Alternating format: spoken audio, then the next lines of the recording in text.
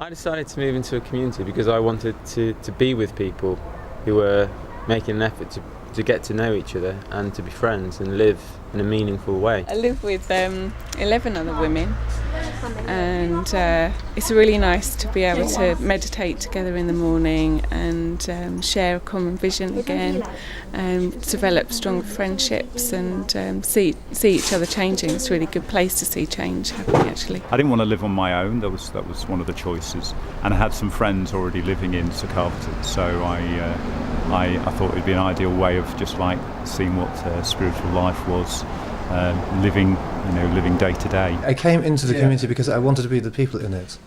So what I most appreciate, I guess, is having them around and being able to spend time with them. It's just a positive place to live, where I guess I can find out more about myself by living with people that I wouldn't have necessarily chosen to live with if it wasn't in this context. Living kind of 24 hours with people, you see sides that you don't normally see when you're on your best behaviour in the when you go for a cappuccino. Considering how most other people are living, I think this is a rare opportunity, and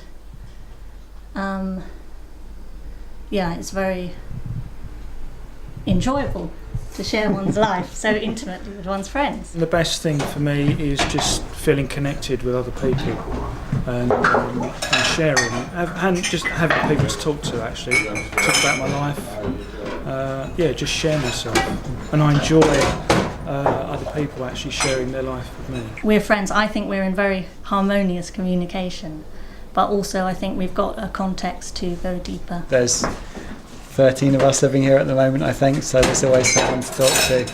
And I guess, having just being able to share Buddhism gives us things in common. It's provided me with a lot of challenges and also a lot of joy and satisfaction, both. It just really suits me. This is what I've been looking for, and it feels, as I say, it just feels very comfortable to be here. It's also lovely to think at the same time, we're sharing one fridge and one washing machine between 6 people.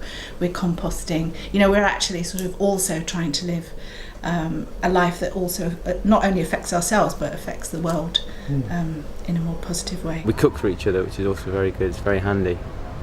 I get 6 good meals for me cooked every week. It's really, really lovely to come home most nights and somebody has cooked, and we're all cooking once a week, and it's a time when we come together at the end of our days and just share a bit of our lives. I think it's such a supportive environment that even through those difficult times there's people there for me, and it's okay to be open and say I find it difficult to live here or might not want to live here. It's one of the things that I really like about communities.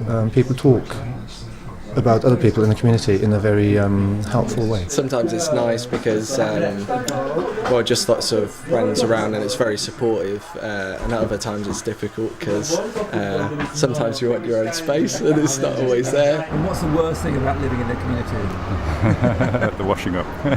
I don't like sharing toothbrushes in the same mug. There can be too many people sometimes. It can be like living at a train station.